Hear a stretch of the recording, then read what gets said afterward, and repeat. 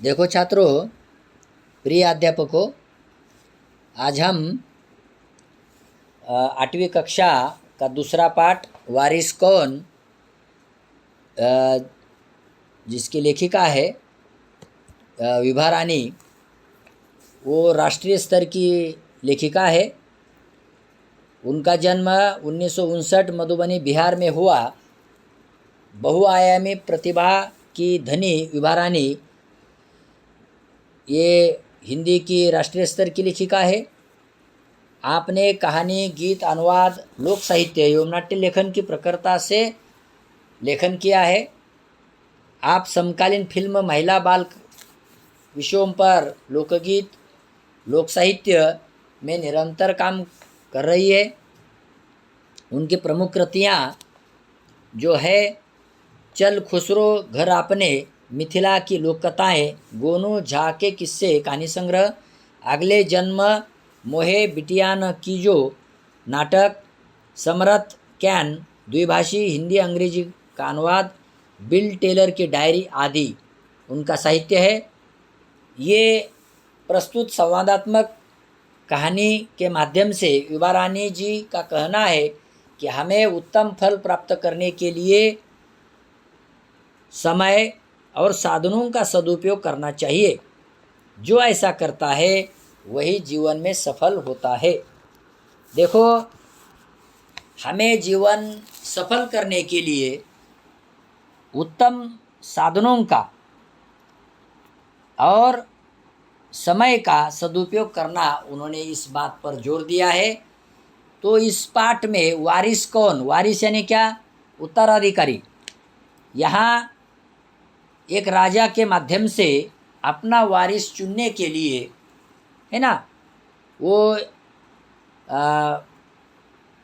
एक अपने बेटियों में बुद्धिमानी देखता है कि कौन सी बेटी मेरी उत्तराधिकारी होगी, क्योंकि राजा को 4 बेटियां थी और सचमुच हम कहते हैं कि एक हाथ की उंगलियां एक जैसी नहीं होती। वैसे राजा के 4 बेटियां, है ना, एक जैसी नहीं है। हर व्यक्ति अलग प्रकार का होता है, अलग प्रकार की बुद्धिमानी का प्रयोग करता है। इसीलिए राजा को ये प्रश्न पड़ा कि मेरे, है ना, मेरे बाद, यानी कि मेरे उत्तराधिकारी कौन होंगे, इसका जिक्र इस पाठ में किया है। राजा ने अपनी लड़कियों की बुद्धिमानी को इस पाठ में जरूर देखा है। देखिए, हम देखते हैं पाठ। एक राजा था, उसके 4 बेटियां थी। राजा ने सोचा कि इन चारों में से जो सबसे बुद्धिमती होगी उसे ही अपना राजपाट सौंपेगा, है ना। तो राजपाट सौंपेगा, इसका फैसला कैसे हो, वो सोचने लगा। अंत में उसे एक उपाय सूझ गया। उसने एक दिन चारों बेटियों को अपने पास बुलाया, सभी को गेहूं के 100 दाने दिए और कहा, इसे तुम अपने पास रखो। 5 साल बाद मैं जब इन्हें मांगूंगा तब तुम सब मुझे वापस कर देना। देखो, एक राजा के 4 बेटियां थी और राजा ने सोचा कि सबसे बुद्धिमती इस बेटियों में से कौन होगी, लेकिन उन्होंने परीक्षा लेने की बात सोची और उसके अनुसार कि जो मेरे परीक्षा में पास होगी उसे मैं राजपाट, यानी कि अपना कारभार, अपना उत्तराधिकारी मैं बनाऊंगा। तो उसे लगा कि ऐसी बुद्धिमती लड़की कौन होगी। उनकी परीक्षा करने के लिए, देखने के लिए राजा ने एक बात सोची कि मैं तुम्हें 100 दाने देता हूँ और 5 साल बाद जब मैं ये गेहूं के दाने मांगूंगा तब मुझे वापस कर देना। देखो, 4 बेटियों को बुलाया राजा ने। यहाँ ईश्वर ने सबको बुद्धि, स्मृति और कल्पना शक्ति दी है, लेकिन उसका उपयोग कौन सही तरीके से करता है उसके ऊपर उसका फल जीवन में निर्भर होता है ना। तो वैसे मनुष्य एक संसार में ऐसा प्राणी है कि सृष्टि में एक ऐसा प्राणी है कि ईश्वर ने उसे ये 3 बातें दी है, बुद्धि, स्मृति और कल्पना शक्ति, है ना। यानी कि अगर जीवन में उसे कामयाब बनना है तो समस्याओं को सुलझाना मनुष्य का पहले धर्म होना चाहिए, है ना। पहले उसकी प्राथमिकता होनी चाहिए। कैसे सुलझाए जाए ये प्राथमिकता उसके बुद्धि के ऊपर है। तो वैसे राजा ने किया। राजा ने 100 गेहूं के दाने अपने बेटियों को दिए। आगे देखो, गेहूं के दाने लेकर चारों बहनें अपने कमरे में लौट आई। बड़ी बहन ने उन दोनों को खिड़की के बाहर फेंक दिया। देखो, बड़ी बहन ने उन दानों को खिड़की के बाहर फेंक दिया। उसने सोचा, आज से 5 साल बाद पिताजी को गेहूं के इन दानों की याद रहेगी क्या, और जो याद भी रहा तो क्या हुआ, भंडार से लेकर दे दूंगी। देखो, ये गेहूं के 100 दाने चारों बेटियां लेकर अपने अपने कमरे में आई। तब बड़ी बहन ने इस दानों को 5 साल बाद संभालना मूर्ख की बात है, ये मूर्खता है ना। ये राजा के ध्यान में भी, पिताजी के ध्यान में भी नहीं रहेगी, 5 साल बाद की बात है। और इसने बड़ी बहन ने उसे तुरंत खिड़कियों में से बाहर फेंक दिए, है ना। अगर ज़रूरत पड़ी तो राजा ने बुलाया, ज़रूरत पड़ी, है ना, तो मैं भंडार से लेकर दे दूंगी।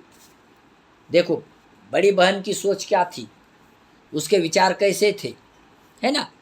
जीवन में जो सोच-बूझ, समझ-बूझ से काम करता है उसका ही जीवन भला होता है ना। समझो, हम रास्ते से जा रहे और सामने हमें शेर दिख रहा है, तो हमारी सूझबूझ क्या होनी चाहिए, है ना। जब हम शेर को देखते हैं रास्ते पर खड़ा, तब वहाँ से भाग खड़ा होना। लेकिन कुछ नहीं करेगा करके उसकी ओर अगर हम जाने का प्रयास करते हैं तो ये मूर्खता होगी, ये समझबूझ नहीं होगी। वैसे ही बड़ी बहन ने किया, वो गेहूं के दाने खिड़कियों में से बाहर फेंक दिए। आगे देखो, दूसरी बहन ने दानों को चांदी की एक डिब्बी में डालकर उसे मखमल के थैली में बंद करके सुरक्षा से अपनी संदूकची में डाल दिया। सोचा, 5 साल बाद जब पिताजी ये दाने मांगेंगे तब उन्हें वापस कर दूंगी। देखो, दूसरी बहन भी, उन्होंने क्या किए, अपने कल्पना शक्ति और अपने सूझबूझ के अनुसार, अपने बुद्धि के अनुसार उन्होंने एक चांदी के डिब्बे में गेहूं के दाने रख दिए, ताकि वो गेहूं के दाने उसे कीड़े मकोड़े न खाए, वो सुरक्षित रहे। और संदूकची में बंद कर दिए पेटी। 5 साल बाद जब पिताजी मांगेंगे तब देंगे। देखो, ये भी मूर्खता की बात है। यानी कि दूर की बात दूसरी बहन ने भी नहीं सोची। मनुष्य को आगे की बात सोचनी चाहिए, ताकि मनुष्य का जीवन लंबा होता है ना। जब मनुष्य, है ना, दूर की बात सोचता है, कुछ योजना बनाता है जीवन में, उसका सही समय पर कार्यान्वयन करता है, तो उसका जीवन आनंददायी बनता है ना।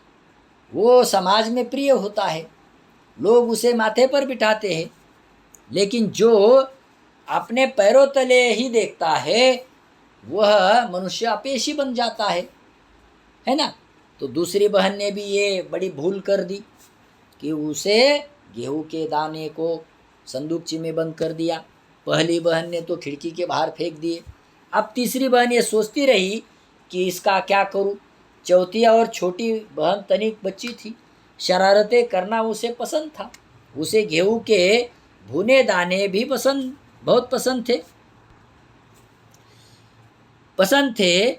उसने दानों को भुनवा कर खा डाला और खेल में मग्न हो गई। देखो चौथी बहन तनिक थोड़ी बच्ची थी, और उन्होंने क्या किया, अपने बुद्धि के अनुसार वो दाने को भुनवा कर खा डाले और वो खेलने के लिए गई।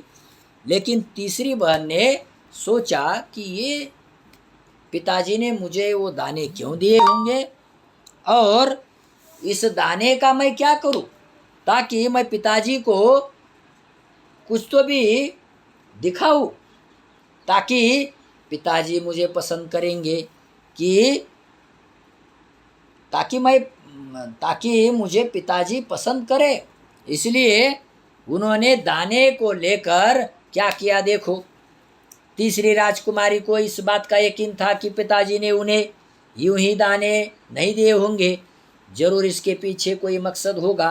पहले तो उसने भी अपनी दूसरी बहनों की तरह उन्हें सहेज कर रख देने की बात सोची, लेकिन वह ऐसा न कर सकी। 2-3 दिनों तक वह सोचती रही, फिर उसने अपने कमरे की खिड़की के पीछे वाली जमीन में वे दाने बो दिए। समय पर अंकुर फूटे, पौधे तैयार हुए, दाने निकले। राजकुमारी ने तैयार फसल से दाने निकाले और फिर से वो बो दिए।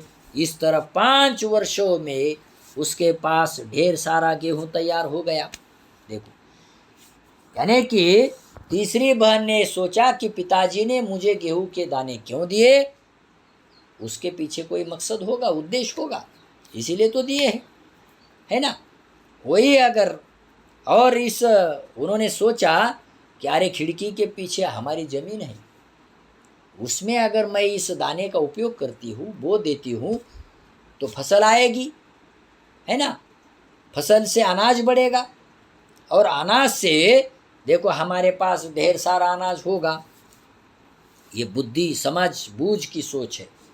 वैसे मनुष्य का जीवन भी समझ बूझ से चलना चाहिए, समझ बूझ से आगे बढ़ाना चाहिए, नहीं तो मनुष्य को अपयश आता है, उसे यश जीवन में नहीं मिलता, है ना।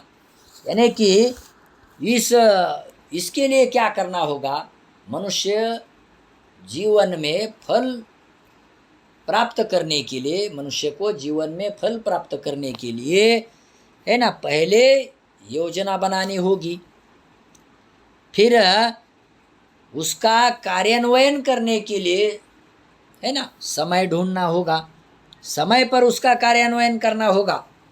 और जब वो समस्या का समाधान हल निकाल लेता है, तब मनुष्य जीवन में यश पाता है, उसे फल मिलता है।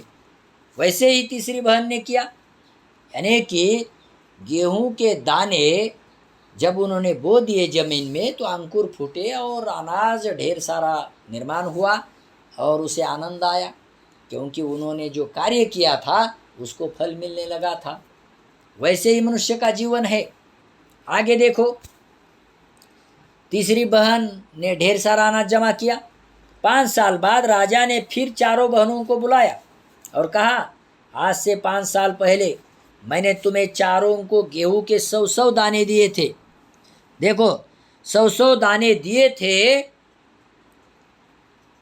100 दाने दिए थे, और कहा था कि 5 साल बाद मुझे वापस करना। कहाँ है वे दाने?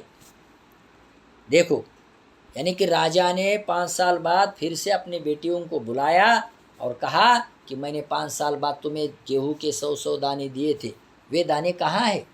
आप उस दाने का क्या किया, या दानों का क्या किया? तो बड़ी राजकुमारी भंडार घर जाकर गेहूं के दाने ले आई और राजा को दे दिए।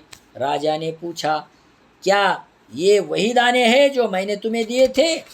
देखो, तो पहले तो राजकुमारी ने हाँ कह दिया, मगर राजा ने फिर कड़क कर पूछा, तब उसने सच्ची बात बता दी। देखो, राजा ने जब कड़क कर पूछा पहली बेटी को, तब पहली बेटी ने सच सच बता दिया कि मैंने ये दाने खिड़की में से बाहर फेंके थे, 5 साल बाद संभालना, ये मूर्खता होगी ऐसा समझकर मैंने फेंक दिए। दाने का उपयोग मैंने नहीं किया, ये दाने भंडार में लेकर आई हूँ। देखो, अब राजा ने दूसरी राजकुमारी से पूछा, तुम्हारे दाने कहाँ है?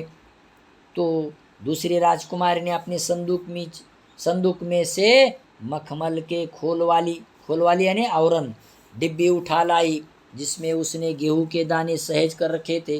राजा ने उसे खोल कर देखा, दाने सड़ गए थे। देखो, राजा ने दूसरी राजकुमारी को भी बुलाया, बेटी को, कि तुम्हारे दाने कहाँ है? अब दूसरी राजकुमारी ने क्या किया था? अपनी बुद्धिमानी से, अपनी कल्पना शक्ति से वो दाने सड़ नहीं जाएंगे करके मखमल के आवरण में रखकर संदूकची में रख दिए, ताकि दाने सड़ नहीं जाएंगे, वैसे रह जाए 5 साल। लेकिन उसका क्या परिणाम हुआ? दाने तो सड़ गए। राजा ने जब बुलाया तो दाने सड़ गए थे, है ना। तो अनाज को कीड़े मकोड़े लगते हैं। तो वैसे दूसरी राजकुमारी ने भी अपने बुद्धि से काम लिया। उन्होंने दूर की बात नहीं सोची, उसका सही उपयोग नहीं किया। मनुष्य जब जीवन में उसे आगे जाना पड़ता है, तब सोच विचार की जरूरत होती है, समझ बूझ की जरूरत होती है। समस्या कितनी भी बड़ी क्यों न हो, लेकिन उसका हल निकाला जा सकता है। वैसे तो उन्होंने वैसा नहीं किया, उसको महत्व नहीं दिया उस बात को। आगे देखो, तीसरी राजकुमारी ने पूछा, तुमने क्या किया उन दानों का? तीसरी ने कहा, मैं इसका उत्तर आपको अभी नहीं दूंगी, क्योंकि जवाब पाने के लिए आपको यहाँ से दूर जाना पड़ेगा, और मैं वहाँ आपको कल ले चलूँगी। देखो, तीसरी राजकुमारी ने बहुत सोच समझ कर उत्तर दिया राजकुमार को, पिताजी को, कि तुम्हारे प्रश्न का उत्तर मेरे पास है, लेकिन मुझे समय दीजिए, इसका उत्तर मैं कल दूंगी। यहाँ से आपको दूर चलना पड़ेगा, ताकि उसका उत्तर आपको मिलेगा। तीसरी राजकुमारी ने ये क्या किया था कि ये गेहूं के दाने अपने ही खेत में बो दिए थे और उसकी फसल निर्माण की थी। देखो, यानी कि सूझबूझ के अनुसार उन्होंने अपना काम किया था। यानी कि आगे देखो, राजा ने अब चौथी और सबसे छोटी राजकुमारी से पूछा। उसने उसे बेपरवाही से जवाब दिया, उन दानों की कोई कीमत है पिताजी? वैसे तो ढेरों दाने भंडार में पड़े हैं, आप तो जानते हैं ना, मुझे गेहूं के भुने दाने अच्छे लगते हैं, सो मैं उसे भुनवा कर खा गई। आप भी पिताजी किन किन चक्करों में पड़ जाते हैं। देखो, यानी कि पहली, दूसरी और चौथी राजकुमारी ने उस गेहूं के दाने का, है ना, गलत उपयोग किया था। चौथी राजकुमारी ने तो उसे भुनवा कर खा लिए, है ना। पहली ने फेंक दिए, दूसरी ने संदूकची में रखकर सड़ा दिए, और चौथी ने क्या किए? उस दानों का भुनवा कर खा लिए। अब तीसरी ही राजकुमारी बची, जिन्होंने बहुत सोच समझकर, है ना, उसका उपयोग किया था। राजा ऐसा होना चाहिए, राजा जैसा वैसी प्रजा। राजा के गुण, है ना, समाज के लिए बहुत ही, है ना, सद्गुण होने चाहिए। राजा शीलवान होगा तो प्रजा भी राजा के गुण देखकर अपना जीवन, है ना, में वो सद्गुण उतार सकती है ना। वैसे इस बात में राजकुमार सोचने लगे, राजा सोचने लगा कि राजकुमारी तीसरी ने सही काम किया है। आगे देखो, सभी के उत्तर से राजा को बड़ी निराशा हुई। चारों में से अब उसे केवल तीसरी बेटी से ही थोड़ी उम्मीद थी। दूसरे दिन तीसरी राजकुमारी राजा के पास आई। उसने कहा, चलिए पिताजी, आपको मैं दिखाऊं कि गेहूं के दाने कहाँ है। राजा रथ पर सवार हो गया। रथ महल नगर पार करके खेत की तरफ बढ़ता चला। राजा ने पूछा, आखिर कहाँ रख छोड़े हैं तुमने वे 100 दाने। तो इन 100 दानों के लिए तुम मुझे कहाँ कहाँ के चक्कर लगाओगी। देखो, यानी कि तुमने 100 दानों के लिए कहाँ कहाँ चक्कर लगाओगी, क्योंकि 100 दानों के 5 साल में इतनी फसल निर्माण हो चुकी थी। देखो, उसकी इतनी बढ़ोतरी हो गई थी कि राजा देख देख कर थक गया। यानी कि मनुष्य के जीवन में तरक्की करने के लिए उसके पास विचार चाहिए, उसके पास ईमानदारी से काम करने की सहज वृत्ति चाहिए, है ना। उसके पास परोपकार की भावना चाहिए, उसके पास सेवा भाव चाहिए। तीसरी लड़की के पास ये गुण थे, सेवा भाव, यानी कि दूसरों के काम फसल आए, ये सेवा भाव तीसरी लड़की के पास था। मैं यानी कि लोगों पर परोपकार की भावना रखूंगी, मेरी परोपकारी भावना सिद्ध हो, ऐसी वो परोपकारी की भावना रखती थी और ईमानदारी से उन्होंने काम किया था।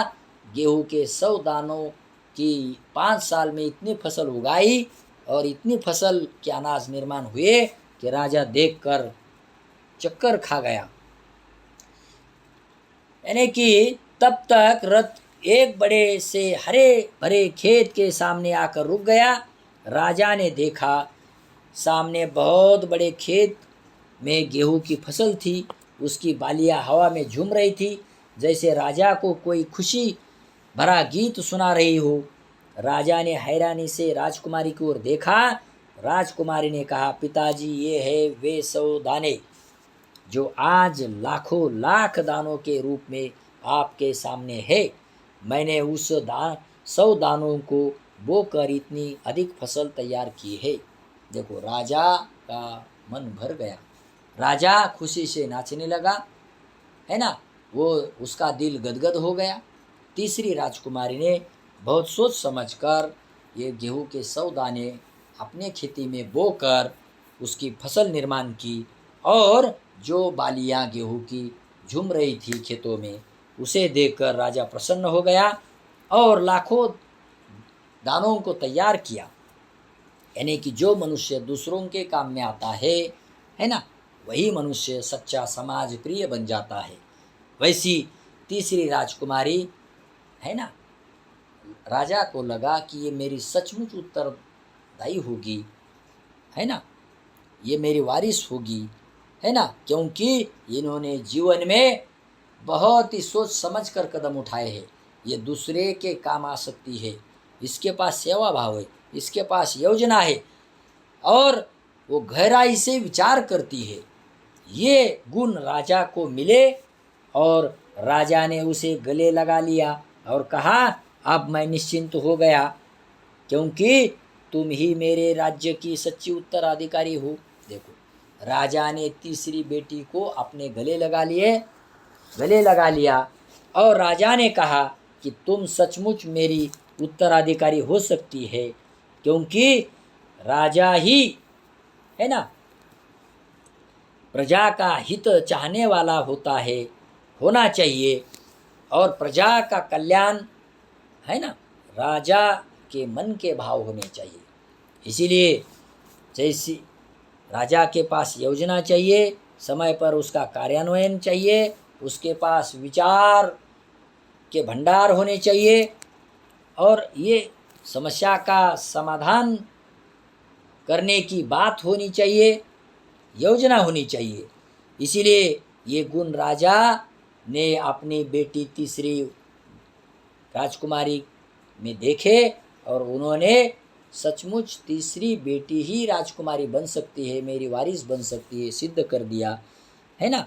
इसीलिए हमें इस बात, है ना, ये सीख लेनी चाहिए, इस कहानी से हमें ये सीख लेनी चाहिए कि मनुष्य को अपना काम चतुराई से करना चाहिए और जीवन में हमेशा सोच समझकर और सूझबूझ से काम अगर हम करते हैं तो हमारा मकसद सिद्ध हो जाता है और जो उपयुक्त साधन होते हैं समय पर उसका सदुपयोग करना चाहिए, है ना। यही जीवन हमें सफल बना देता है ना। नहीं तो हम अपने जीवन में तरक्की नहीं करते, अपने जीवन का मकसद अपने जीवन का मकसद हम नहीं निर्माण कर पाते। इसीलिए तीसरी राजकुमारी के जैसे हमारे, है ना, जैसे विचार अगर होते हैं, दूरदृष्टि होती है, तो मनुष्य अपने जीवन में सफल बनता है। तो इस पाठ से हम ये सीख लेते हैं कि अपना जीवन सफल बनाने के लिए हमेशा दूरदृष्टि रखें, समय का सदुपयोग करें और साधनों का सदुपयोग करें, न दुरुपयोग करें, और अपना जीवन सफल बनाए। तो हम समाज का उत्तराधिकारी बन सकते हैं। आगे के पीढ़ी को हम एक नया उत्तराधिकारी के रूप में विचार दे सकते हैं। मुझे लगता है ये पाठ आपको पसंद आया होगा। मेरे अनिल जादवर सर इस चैनल को सब्सक्राइब करें, शेयर करें। धन्यवाद।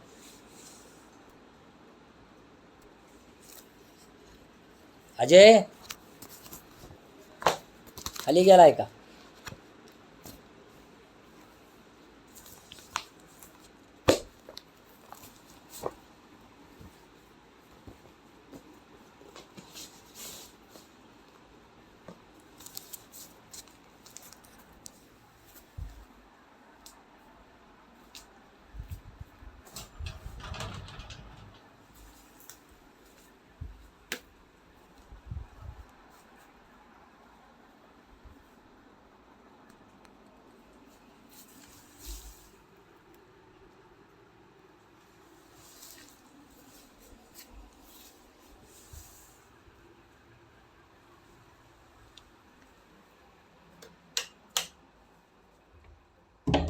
उघड रे।